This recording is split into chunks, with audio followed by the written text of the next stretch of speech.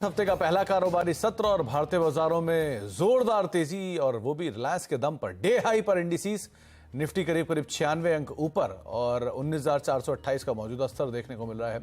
और fresh round of buying जो देखने को मिली है ऑटो में, मेटल में या रिलायंस में, जिसके दम पर इंडिसेस में बढ़िया तेजी है। 91 अंकों का कंट्रीब्यूशन, 96 अंकों की निफ्टी की तेजी और महज 91 अंकों का कंट्रीब्यूशन सिर्फ रिलायंस का आप देख रहे हैं। तो इस तरह की एक हैवी वेट पार्टिसिपेशन रिलायंस की तरफ से और 18.5 लाख करोड़ ये रिलायंस की मार्केट कैप पहुंचते हुए आपको दिखाई पड़ रही है।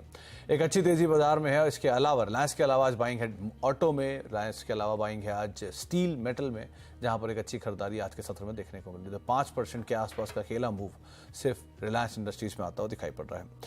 आज हम बातचीत करेंगे सर्वेश श्रीवास्तव से, हमारे साथ मौजूद है। लेकिन अगर आपका भी कोई सवाल है तो आप हमारे साथ जुड़ सकते हैं। 7045220000 ये हमारा व्हाट्सएप नंबर है, जिस पे आप हमसे सवाल पूछ सकते हैं और सीधे सर्वेंद्र से मुखातिब हो सकते हैं, उनसे आप सीधी राय जान भी सकते हैं।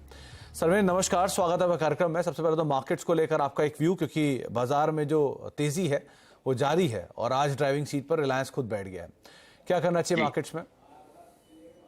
बहुत बहुत नमस्कार सुमित जी। देखिए, जो लास्ट शो में भी यही थॉट था कि भाई बाजार को अगर चलाना है, या पिछले हफ्ते भी जो व्यू था यही था कि अगर बाजार में और दमखम बाकी है तो आई थिंक रिलायंस को चलना पड़ेगा। और आज का तो हम सब लोग परफॉर्मेंस देख ही रहे हैं कि जो ऑलमोस्ट टोटल गेन्स जो हैं आज बाजार के, जो आपको पॉजिटिव में दिख रहा है, अब वो पूरा रिलायंस की वजह से। तो आई थिंक यहाँ पे एक ब्रेकआउट आया हुआ है। तो जब तक ये मोमेंटम चल रहा है आई थिंक रिलायंस में आई थिंक बाजार भी अच्छा रहेगा। और जो हमने लास्ट हफ्ते बात की थी कि भाई देखिए 19,200 19,300 के आसपास अच्छे सपोर्ट्स रहेंगे और अब ऊपर में आपको मार्केट 19,600 19,650 के स्तरों की तरफ भी जगह खुल गई है। तो आई थिंक एक ब्रॉड रेंज है और यहाँ पे रिलायंस का पार्टिसिपेशन बना रहना जरूरी है, क्योंकि बाकी किसी हैवीवेट से आप देखिए उतना दम नहीं रह गया है। और बैंक निफ्टी भी अगर आज आप देखें तो उतना फ्लेवर या कलर नहीं है। तो आई थिंक एक दो हैवीवेट्स जिनमें जैसे हमने बोला रिलायंस है, आई थिंक ये चलेगा तो आई थिंक बाजार संभला रहेगा।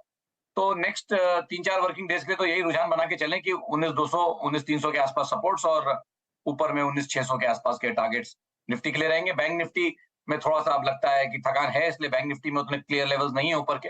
बट निफ्टी में मुझे लगता है कि एटलीस्ट यहाँ से और आपको कम से कम एक 150 से 200 पॉइंट और ऊपर में जगह मिल सकती है। 150 से 200 पॉइंट की और निफ्टी में अपसाइड जो है वो शायद खुलते हुए दिखाई पड़ सकती है। सवाल जवाब का सिलसिला शुरू करते हैं। बातचीत करते हैं हमारे पहले दर्शक से। अभिजीत दत्ता हमारे साथ मौजूद है कोलकाता से बातचीत करने के लिए। दत्ता साहब नमस्कार। नमस्कार सर। नमस्कार दत्ता साहब, सवाल क्या आपका पूछिए। मेरे पास KEI इंडस्ट्री का 66 शेयर है एट द रेट ऑफ 1.227 का। मैं लॉन्ग टर्म के लिए होल्ड करना चाहता हूँ। देखेंगे तो सर्वेंद्र 1427 रुपए के दाम पे खरीदारी है इनकी KEI इंडस्ट्री में। 66 शेयर हैं, रफली 1,000 रुपए पर शेयर का मुनाफा है और ये लंबी अवधि के लिए उसे होल्ड करना चाहते हैं। क्या करना चाहिए इन्हें? देखिए, अच्छा ट्रेड है, ट्रेड में बने हैं तो बने रहे। प्रॉफिट क्रेडिट में हमेशा हम यही बोलते हैं कि भाई ट्रेलिंग स्टॉप लॉस का इस्तेमाल कर लें। जब तक कोई short to medium term trend reversal नहीं आता है तब तक तो ट्रेड में बने रहें। तो थॉट यही है कि फिलहाल जो मुझे पीछे के स्तर जो अच्छे दिख रहे हैं, जहां पे बढ़िया सपोर्ट्स हैं और मुझे लगता है कि वायलेट नहीं होंगे, वो स्तर थोड़ा नीचे की तरफ आएंगे क्योंकि स्टॉक इतना चला हुआ है। तो आई थिंक 2100 2050 2100 के आसपास अच्छे सपोर्ट्स आ रहे हैं। तो उन एरियाज के ऊपर जब तक टिका हुआ है तब तक I think medium to short term trend भी ऊपर में बना रहेगा। तो आई थिंक ट्रेड में बने रहें। तो बने रहने की राय आपको दी गई है, आप होल्ड कर सकते हैं। वैसे भी आपको एक अच्छा मुनाफा यहाँ पर देखने को मिल रहा है। इसके अलावा हमारे साथ ओमकार मौजूद हैं फिरोजाबाद से, उत्तर प्रदेश से बातचीत करने के लिए। ओमकार साहब नमस्कार, सवाल पूछिए। नमस्कार। नमस्कार जी। नमस्कार जी। नमस्कार ओमकार जी। जी मैं ओमकार बात कर रहा हूँ फिरोजाबाद से। हाँ सर, पूछिए अपना सवाल।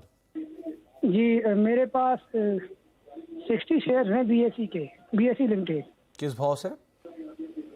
599 लगभग 600। और ये खरीदारी कब की आपकी ओमकार साहब? ये मैं तभी से ट्रैक कर रहा था जब से ये 440 पे चल रहा था। नहीं, ये एडजस्टमेंट भी हुआ है तो 440 पहले वाला है, 440 अभी वाला? अभी वाला। अच्छा अभी वाला, ओके जी। अभी ये अप्रैल में चल रहा था ना। ओके ओके, तो अभी आप और समय दे सकते हैं इसे? बिल्कुल अभी दे सकते हैं लगभग। ये मेरा लॉन्ग टर्म का प्लान है। ओके इसके साथ साथ CET/SL भी है। ओके, तो पहले तो सर्वेंद्र BSE पे अपनी आप राय दीजिए। 600 शेयर इनके 600 रुपए के दाम पर खरीदारी है, 60 शेयर इनके पास है और करीब करीब 100 रुपए पर शेयर का मुनाफा है। ये लंबी अवधि के लिए होल्ड कर रहे हैं। क्या करना चाहिए इन्हें? देखिए करंट ट्रेंड में थोड़ा लेट है, मेरे हिसाब से काफी चल गया था स्टॉक, तो थोड़ा तो ओवरबॉट है। तो आई थिंक यहाँ पे इनको भी मैं वही राय दूंगा कि अगर खड़े रहना चाहते हैं तो ट्रेलिंग स्टॉप लॉस का जरूर इस्तेमाल करें। और जो पिछला क्लस्टर मुझे यहाँ पे दिखता है वो तकरीबन 660 670 के पास है, तो आई थिंक 660 670 के अच्छे सपोर्ट्स हैं। जब तक वो बने हैं तब तक ट्रेड में बने रहें। किसी कारणवश अगर 660 के नीचे जाके बंद करता है तो I think definitely short to medium term weak होगा ट्रेंड। उस समय जरूर मेरे हिसाब से थोड़ा सा इनको मुनाफा बांध लेना चाहिए और दोबारा री एंट्री की कोशिश करनी चाहिए।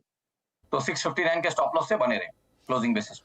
659 का एक स्टॉप लॉस और बने रहे क्लोजिंग बेसिस पर, उसके हिसाब से आप कॉल लीजिएगा। अहमदाबाद चलते हैं। यज्ञेश खत्री साहब मौजूद है हमारे साथ बातचीत करने के लिए, गुजरात अहमदाबाद से। खत्री साहब नमस्कार, सवाल पूछिए। नमस्ते सर। नमस्ते सर, मेरा सवाल है इंडियन ऑयल कॉर्पोरेशन के लिए। ओके और मेरे पास 1475 शेयर 86 रुपीज की लैंडिंग है मेरी। ओके, और कितना समय आप इसे और दे सकते हैं?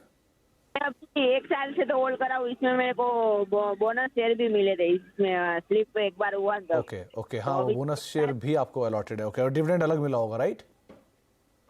क्या सर? डिविडेंड अलग आया होगा उसके साथ साथ जो हाँ, बेहतर साइड पे है। डिविडेंड भी आता है 1500 रुपये 2000 रुपये से अप्रोक्सली आता है। चलिए, तो आपकी कॉस्ट और नीचे आ गई होगी ना यज्ञेश जी फिर?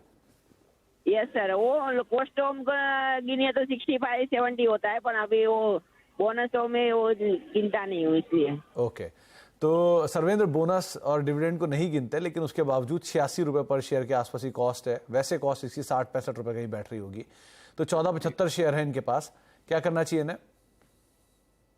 आई थिंक अभी तो सेक्टर ने अच्छा मोमेंटम पकड़ा है। अगर आप इसको देखें तो उसने अपने 21-22 के हाईज अभी जाके निकाले हैं, जहां मार्केट ऑलरेडी निकाल चुका था। तो आई थिंक मेरे ख्याल से ट्रेड में बने रहे हैं, और वैसे भी इनकी कॉस्टिंग बहुत नीचे है। टाइम वाइज इन्होंने काफी डिविडेंड्स भी खाए हैं और इनको बोनस भी मिला है। तो आई थिंक ट्रेड में बने रहे हैं, और आई थिंक यहाँ पे भी अगर चाहें तो डेफिनेटली ट्रेलिंग स्टॉप लॉस का इस्तेमाल करें। और मेरा मानना है कि लेवल्स जो मुझे दिख रहे हैं क्लियर, वो 88 के आसपास हैं। तो 88 के नीचे एक स्टॉप लॉस रखें और आई थिंक ट्रेड में बने रहें।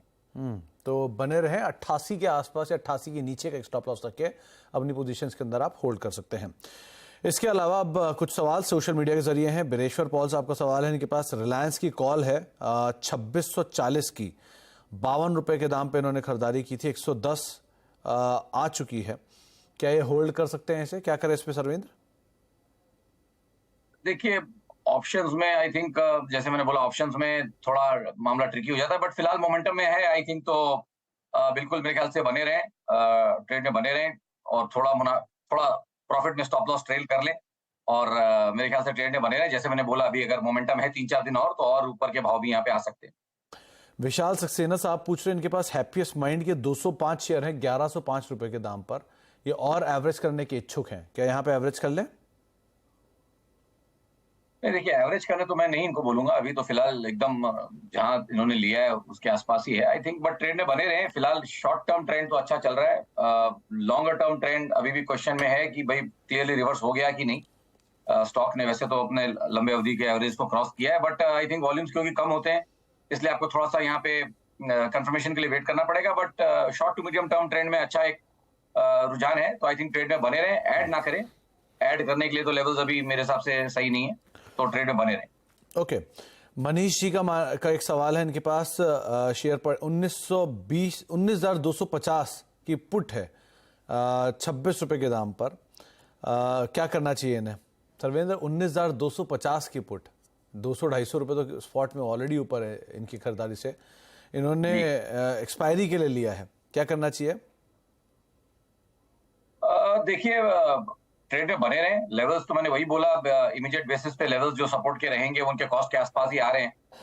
तो आई थिंक कॉस्ट के आसपास ही स्टॉप लॉस। निफ्टी स्पॉट का एक लेवल ध्यान रखें कि भाई मेरा ये 19,250 का मेरा कॉस्ट है, तो कॉस्ट के आसपास ही बने रहे मेरे हिसाब से। ओके, इसके अलावा एक सवाल अभिषेक दास साहब ने पूछा, इनके पास गुजरात फ्लूरो के शेयर हैं 3,000 रुपए के दाम पर। ये एवरेज करना चाहते हैं, क्या करें यहाँ पर? इसके आई थिंक इसके चार्ट्स में पुल नहीं कर पा रहा हूँ। ओके, और एसआरएफ पे अगर आप कोई टिप्पणी कर पाए, 2240 रुपए के दाम पे खरीदारी है। देखिए एसआरएफ में तो मेरे हिसाब से एक बड़ी रेंज है, और वो रेंज के लोअर एंड तक ये जाता ही है, और लास्ट 2-2.5 साल से रेंज चल रही। तो 2000 से लेके तकरीबन आप देखिए ऊपर में 2700 तक के यहाँ पे लेवल्स बनते हैं।